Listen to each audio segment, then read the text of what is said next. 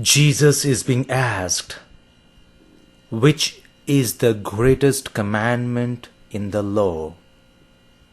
And quite plainly and in all simplicity, he says, loving God and loving our neighbor.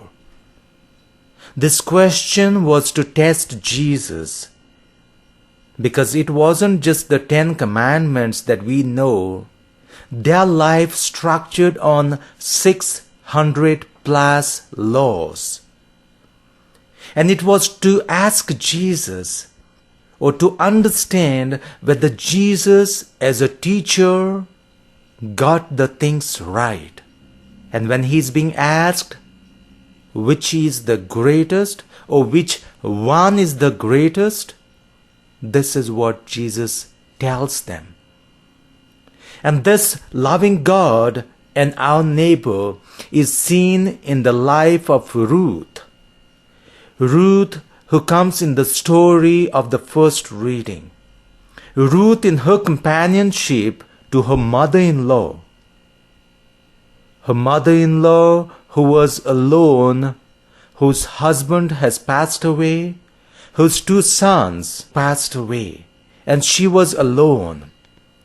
Even when Ruth is asked to go to her own people, she is willing to be and live with her lonely mother-in-law, and ready to embrace her people as her own, ready to embrace her God, the true God, as her own.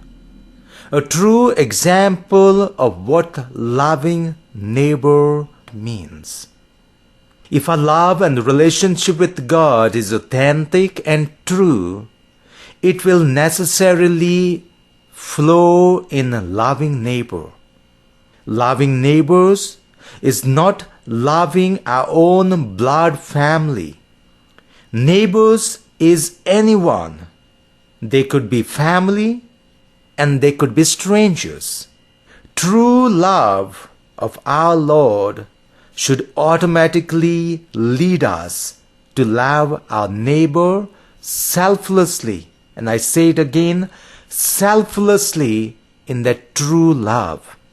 And if you don't have this loving neighbor, you feel that you have abundance of love of God, you feel your relationship with God is really to its best, and you don't have that love of neighbor, I would say it's time to question the real love of God. It's time to question your relationship with God.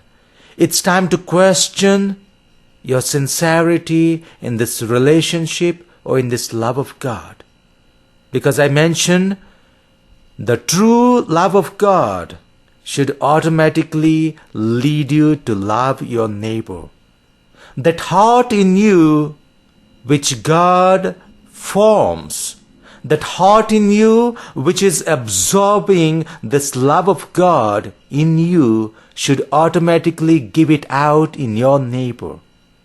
And love of God cannot just grow. Relationship with God should grow. Without relationship, you cannot grow in love. You cannot grow in relationship with someone without communication. You cannot just communicate with someone and yet try to grow in relationship. To grow in relationship, you need to communicate as often as possible. And the same is with God. So you need to communicate with God as often as possible. Not in those times like 2 or 3 times a day when you sit or when you kneel or when you be with God. True communication with God should be at all times. Sharing with God, expressing to God, feeling the presence of God in your lives will make you grow in this communication throughout the day. So see whether you can make that habit to communicate as often as possible.